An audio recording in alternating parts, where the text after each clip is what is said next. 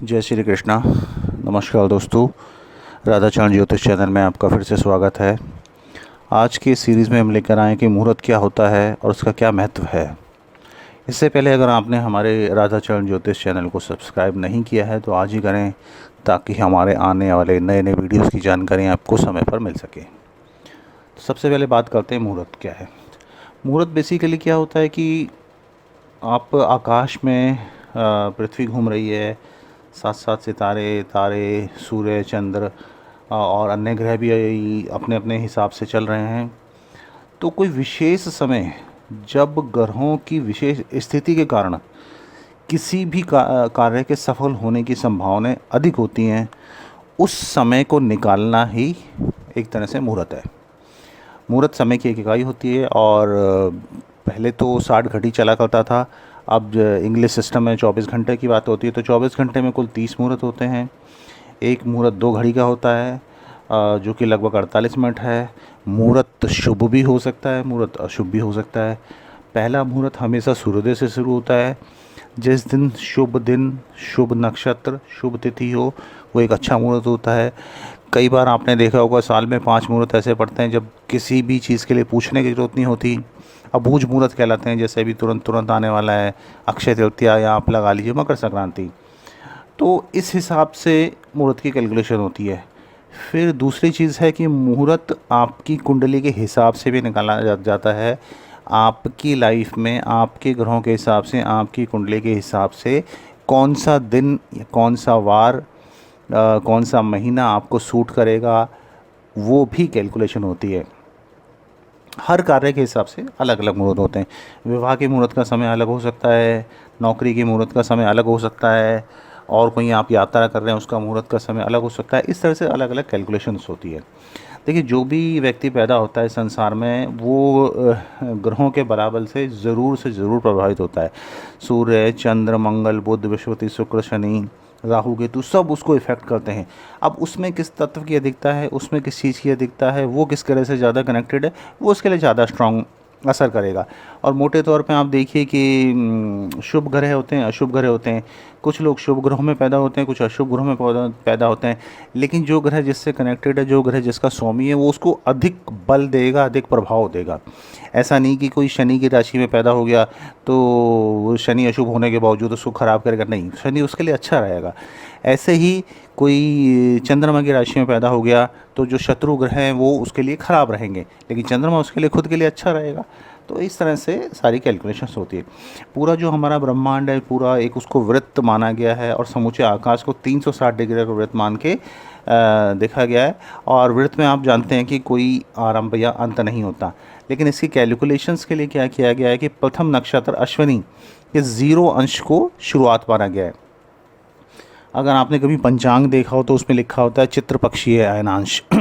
चित्रपक्षीय अयनांश क्या हुआ? चित्रा नक्षत्र ब्रह्मांड में स्थिर है, इसके ठीक सामने अश्विनी नक्षत्र पड़ता है, वहीं से कैलकुलेशन शुरू होती है। तो ये जो ब्रह्मांड है, भचक्र है, इसमें उपस्थित तारा समूह और उनके प्रभाव के कारण इसको 30 अंशों के 12 भागों में विभाजित किया गया है। अलग अलग मुहूर्त की प्रकृति के हिसाब से अलग अलग कैलकुलेशंस, अलग अलग गणनाएं होती हैं।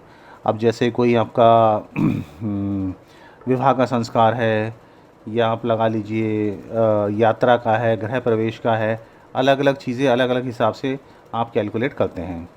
16 संस्कार कराने हैं, कहीं बच्चे की एजुकेशन शुरू करानी है, सरस्वती पूजा करनी है, या कोई नया आपको पोस्ट मिली है उसमें जाके आपको ज्वाइन करना है।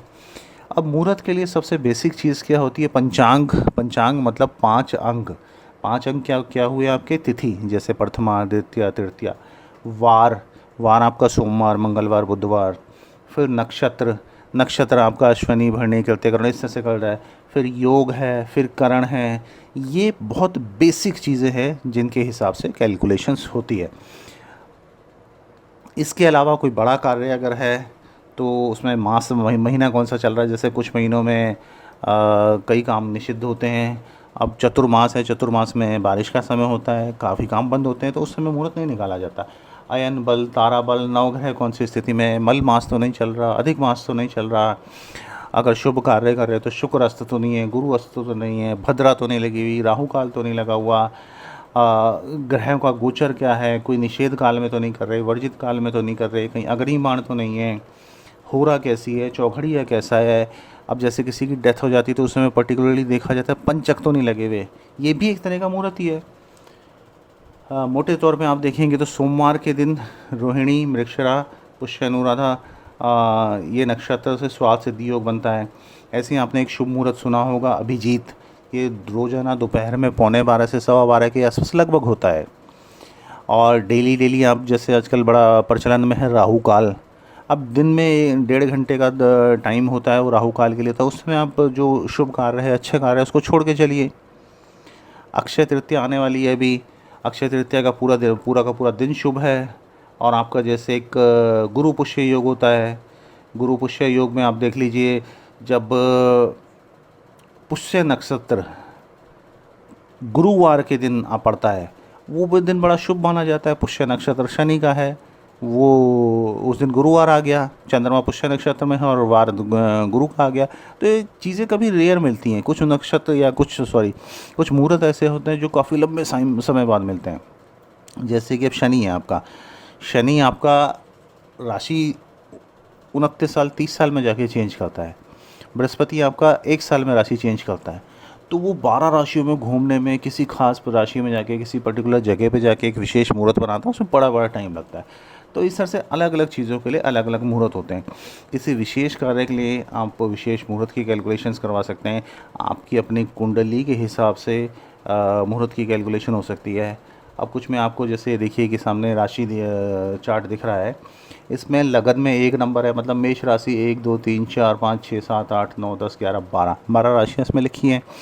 अब एग्ज़ाम्पल अगर ले लें, जैसे मैं मेष लगन की कुंडली है, तो इस मेष लगन के लिए 6 नंबर राशि, 8 नंबर राशि और 12 नंबर राशि शुभ नहीं है। अब ये आपकी कुंडली में देख लिया 6 8 12 क्या, छठे 8वें 12वें भाव को अशुभ माना जाता है किसी भी कार्य सिद्धि के लिए। अब आपने ये देख लिया और मुहूर्त आप निकलवाना चाह रहे हैं, तो वो आपके जिस समय की लगन होगी उस समय 6 8 या 12 नंबर राशि अगर लगन में होगी तो पक्की बात है वो आपके लिए शुभ नहीं रहेगा। क्यों? क्योंकि वो अशुभ भाव के स्वामी हैं। तो ऐसे ही हर राशि में आप अपनी लगन के हिसाब से देख सकते हैं कि आपके छठे 8वें 12वें भाव में कौन कौन सी राशि पड़ रही है, वो आपके किसी भी कार्य के लिए शुभ नहीं होती। अष्टम वाली राशि बहुत नुकसान देती है, 12वें वाली राशि बहुत खर्चा कराती है। ये तो पूरा चार्ट घूमता रहता है, ये तो मैंने एक एग्जाम्पल चार्ट लिया है। लेकिन यहीं पे आप मान लीजिए 10 नंबर रखेंगे तो 10 के बाद आपको मेष यहाँ पड़ेगा, मिथुन बढ़ेगा सबसे पहले इसमें 6 नंबर की जगह पे। तो इसका मतलब मिथुन राशि आपके लिए सही नहीं है। मिथुन लगन में आप कोई भी काम करेंगे रोग ऋण शत्रु बढ़ने की संभावना रहेगी। सिंह राशि पड़ेगी अष्टम में, उसमें सिंह राशि में आप कोई काम करेंगे उसमें भी थोड़ी समस्या आने की संभावना रहेगी। फिर आपका 9 नंबर राशि पड़ेगी 12वें भाव में। तो 9 नंबर राशि वैसे तो राशि शुभ है, लेकिन वो आपको सूट नहीं करती। इसीलिए आपकी कुंडली के हिसाब से भी स्पेसिफिक काम के लिए स्पेसिफिक मुहूर्त निकाला जाता है। इसीलिए आपने देखा होगा विवाह संस्कार में लड़का और लड़की दोनों की कुंडली मिला के पंडित जी मुहूर्त निकालते हैं और ये बताते हैं कि इस समय आपका लगन करना, इस समय विवाह करना, फेरे करना शुभ रहेगा। वो ये कैलकुलेशन कर लेते हैं कि इस समय दोनों में से किसी के भी अष्टम भाव में, छठे भाव में, 12वें भाव में अशुभ ग्रह ना हो, गुरु अस्त ना हो, शुक्र अस्त ना हो, तभी वो शादी एक सक्सेसफुल रहेगी। ऐसे लगभग हर काम में ही आप देख सकते हैं। दूसरी चीज़ इसमें आजकल इंटरनेट पे मिल सकता है, कोई सॉफ्टवेयर भी आप इंस्टॉल कर सकते हैं जिसमें होरा और चौघड़िया होता है। चौघड़िया कुछ शुभ भी होते हैं, कुछ अशुभ भी होते हैं, होरा कुछ शुभ भी होते हैं, कुछ अशुभ भी होते हैं। अब किस तरह की आपके कार्य की प्रकृति है, उसके हिसाब से आपका लगन डिसाइड होगा। मान लीजिए कि आपको कहीं से पैसा रिकवर करने जाना है, किसी से पैसा लेने जाना है, उधार का पैसा वापसी लेने जाना है। अब आप शुभ होरा में जाएंगे, शुभ घड़ी में जाएंगे तो पक्का देने से रहा वो। इसका मतलब आपको कोई मजबूत होना चाहिए जो आपको ताकतवर होना चाहिए। एग्जाम्पल मान लीजिए आप मंगल की होरा में जाते हैं तो वो आपको पैसा रिकवरी के ज़्यादा चांस रहेंगे। पहले के टाइम में राजा लोग जो लड़ाइयाँ करते थे वो भी शुभ मुहूर्त देख के करते थे, किस समय भी उनको युद्ध जीतने की संभावनाएं अधिक हैं, किस समय हमारे ग्रह मजबूत हैं, किस समय हमारा लगन मजबूत है, किस समय दूसरे का ग्रह कमज़ोर है। ये सब कैलकुलेशंस होती थी, यही उस समय के राज ज्योतिषियों के काम होते थे। जनता की भलाई के लिए काम करना है तो कौन सा मुहूर्त शुभ रहेगा, कुछ पैसा वसूलना है या कुछ और लड़ाई झगड़े का कार्य है, उसके हिसाब से मुहूर्त देखा जाता था। तो तकरीबन सभी चीज़ों में मुहूर्त की प्रमुखता मानी गई है। आज के समय में जब हम बात करते हैं तो आज हम सिंपल क्या देख लेते हैं कि सुबह सुबह कम से कम राहु काल ना हो, या किसी भी कार्य को करने जा रहे हैं तो राहु काल ना हो। इससे भी अगर आप थोड़ा सा और रिफ़ाइन करना चाहते हो, आप देख लीजिए किसकी हो रहा है, चौघड़िया कौन सा चल रहा है।